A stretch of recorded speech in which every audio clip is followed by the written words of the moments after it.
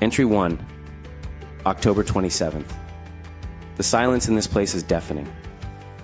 It used to be a comfort, this solitude, after a long day of, well, not much these days. But now, it just amplifies the echoes of everything I've lost.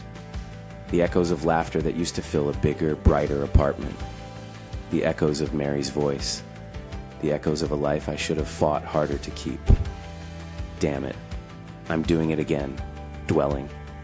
They say dwelling is the thief of joy. What joy? I haven't seen joy in years. Maybe that's why I'm writing this. Maybe if I exercise some of this poison onto paper, it'll stop eating me from the inside out. It started with the music. Entry 2, October 28th. The music. Upbeat, offensively cheerful music that bleeds through the thin walls of this crumbling edifice every single morning, starting at precisely 7 a.m. It's him. He's new. Moved in 2 weeks ago. I haven't seen him, but I hear him. Loudly.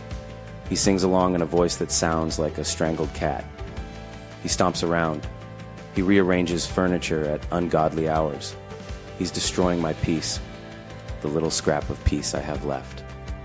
This morning, before the music started, before the inevitable surge of rage bubbled up from the depths of my despair, I actually felt okay. A flicker, a tiny spark of something that might have resembled hope. Then, bam! Disco Inferno meets amateur hour. I banged on the wall. Nothing. I screamed. Nothing. I contemplated calling the landlord, but what's the point? They're just as indifferent as everyone else. I went back to bed, pulled the pillow over my head, and fantasized about silencing him permanently. Entry 3, October 30th.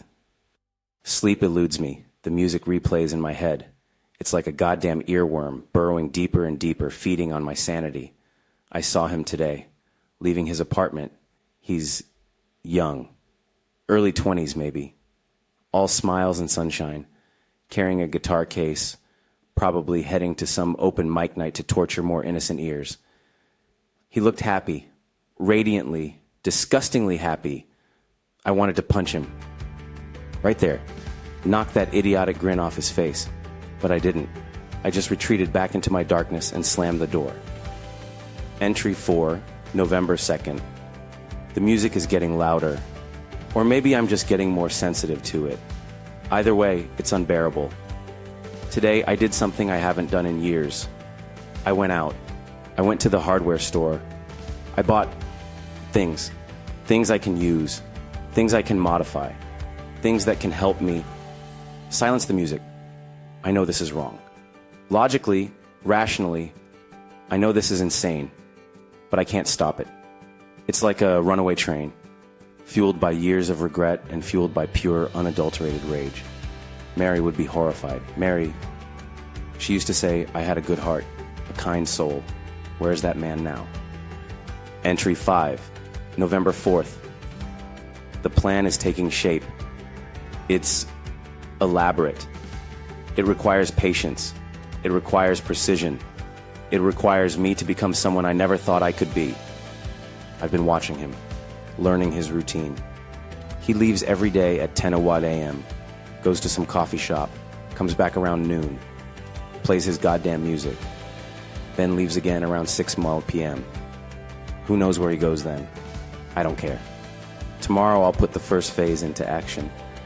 I feel strangely calm, like a surgeon preparing for a delicate operation. Entry 6, November 5th.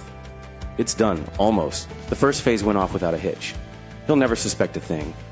But as I was working, a memory surfaced. A memory I'd buried deep, deep down.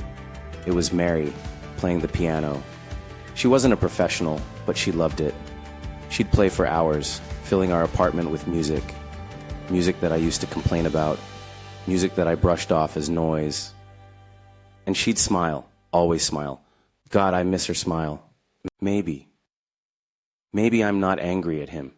Maybe I'm angry at myself for letting her go, for letting my life fall apart, for becoming this monster. Entry 7 November 6th. I didn't do it. I couldn't. I was standing there ready to execute the final phase of my insane plan. The device was in my hand. The opportunity was perfect. But then I saw him. He was playing his guitar. He wasn't singing. He was just playing. And the music wasn't upbeat and cheerful. It was melancholic, sad. And for the first time, I actually listened. It was beautiful. Not the kind of beautiful that Mary could create, but beautiful in its purity, in its raw emotion. I lowered the device. I went back to my apartment. I sat down and I cried. I cried for Mary. I cried for myself. I cried for the life I wasted. Then something unexpected happened. There was a knock at the door. It was him. He looked nervous. He held out his hand. "Hi," he said. "I'm David. I'm your new neighbor. I heard you banging on the wall the other day. I just wanted to apologize if the music's too loud. I didn't realize." He trailed off. "It's okay," I croaked, my voice thick with emotion. "It's fine. You play beautifully." He smiled. A genuine, shy smile. "Thanks," he said. Maybe sometime you'd like to hear me play. I'm struggling with a new song." I looked at him, really looked at him, not as an enemy, but as a person. "Maybe," I said, "maybe I would." And for the first time in a long, long time, I felt a flicker of something. Not joy, not yet, but maybe a glimmer of hope. Maybe I'm not completely lost after all.